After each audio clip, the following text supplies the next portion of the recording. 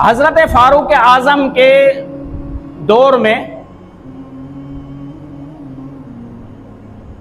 ایک آدمی ایک چھوٹے سے بچے کو لے کر آتا، جب بھی آتا ایک ہاتھ میں اپنے بیٹے کا ہاتھ ہوتا اور حضرت فاروق اعظم کی بارگاہ میں حاضری دیتا۔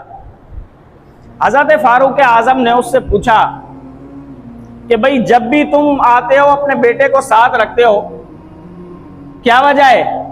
گھر میں بیوی نہیں ہے؟ تو وہ آدمی کہنے لگا کہ یا امیر المومنین، نہیں، میری بیوی کا انتقال ہو چکا ہے، اس لیے اب مجھے اپنے بیٹے سے بڑی محبت ہے، اس کو اپنے ساتھ ہی رکھتا ہوں، کیونکہ اب میں ہی ماں ہوں، میں ہی والد ہوں اس کا۔ کہا کہ کیسے انتقال ہوا؟ تو وہ کہنے لگا اے امیر المومنین نہ پوچھئے، یہ بہت بڑا واقعہ ہے۔ آپ نے کہا نہیں، بتاؤ تو صحیح کیسے انتقال ہوا؟ وہ کہنے لگا اے امیر المومنین، میں تجارت کرتا ہوں ایک شہر سے دوسرے شہر میں، تو میں اپنے سامان تجارت جب لے کر جانے لگا تو میری بیوی حاملہ تھی۔ میری بیوی نے مجھ سے کہا کہ میں امید سے ہوں، بچے کی ولادت قریب ہے، اب تم نہ جاؤ، ٹھہر جاؤ تجارت کے لیے، یہاں پر ہی رہو، جب بچے کی ولادت ہو جائے تو چلے جانا۔ تو میں نے اس سے کہا کہ اللہ کی بندی، میں اپنے کام اللہ کے سپرد کرتا ہوں، تو فکر نہ کر، میں اس بچے کو، کس کو؟ اس بچے کو اللہ کے سپرد کرتا ہوں، اللہ خیر کرے گا۔ اے امیر المومنین، میں نے یہ کہا، اپنا سامان تجارت لیا اور لے جا کر میں چلا گیا۔ اب پہلے جب تجارت ہوتی تھی کوئی جہاز یا کاروں میں تو ہوتی نہیں تھی، اونٹوں پہ چلا کرتے تھے، خچروں پہ، گدھوں پر، بڑے بڑے قافلے چلتے تھے، دو دو تین تین 6 مہینے لگ جاتے تھے، سال لگ جاتے تھے۔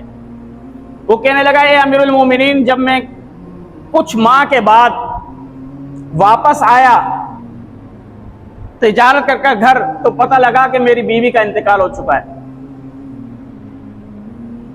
مجھے اپنی بیوی سے محبت بھی بڑی تھی، میں روتا روتا زارو قطار اپنی بیوی کی قبر پر گیا، فاتحہ پڑھی، فاتحہ پڑھنے کے بعد وہاں پر ہی بیٹھ کر رونے لگا۔ روتے روتے مجھے شام ہو گئی، دل میں خیال آیا کہ گھر کی طرف آ جاؤں، تو میں نے کہا اب گھر کے اندر کون ہے کہ وہاں پر جاؤں، اب تو دنیا ہی اجڑ چکی ہے، ایک بیوی تھی ہی میری اس علاقے کے اندر، اور تو کوئی میرا رشتہ دار ہے نہیں، کوئی میرا سجن ہے نہیں، کس سے جا کر غم بانٹوں؟ یہاں پر ہی اپنی بیوی کے قبر پر ہی بیٹھ جاتا ہوں، اسی کو اپنے دکھڑے سناتا ہوں اور اس کے لیے ایصال ثواب کرتا ہوں یہاں پر ہی بیٹھ کر۔ وہ کہنے لگا اے امیر المومنین، میں یہاں پر ہی بیٹھ گیا، رات ہو گئی تو میں کیا دیکھتا ہوں کہ قبر کے اندر مٹی روشن ہونے لگی۔ جب جیسے ہی روشن ہونے لگی مٹی، تو میں نے دل کے اندر خیال کیا کہ یا اللہ، میری بیوی تو بڑی نیک تھی، متقی تھی، پارسا تھی، اس کو عذاب قبر تو نہیں ہو سکتا۔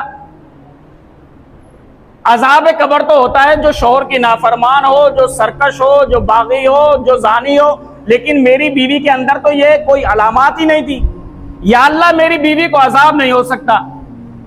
وہ کہنے لگا اے امیر المومنین، اب میں نے تحقیق کرنے کے لیے اپنی قبر، میری بیوی کی قبر کو جب میں نے کھودا تو میں کیا دیکھتا ہوں کہ قبر کے اندر ایک چراغ جل رہا ہے، اور چراغ جلتے ہی جب میں نے دیکھا کہ ایک بچہ ہے جو میری بیوی کے چھاتی سے لپٹا ہوا ہے اور میری بیوی کے ایک پستان سے دودھ پی رہا ہے، میں بڑا حیران ہوا کہ یہ کیا، میری بیوی کے پستان سے ایک بچہ لپٹا ہوا ہے اور وہ دودھ پی رہا ہے۔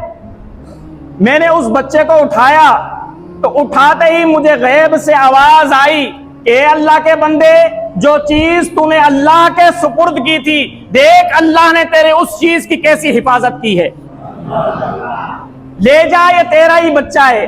پھر آواز آئی اے امیر المومنین، مجھے آواز آئی، اے اللہ کے بندے، تو نے اپنے بیٹے کو میرے سپرد کیا تھا، اگر تو اپنی بیوی کو بھی میرے سپرد کرتا تو تیرا رب تیری بیوی کی بھی حفاظت فرماتا۔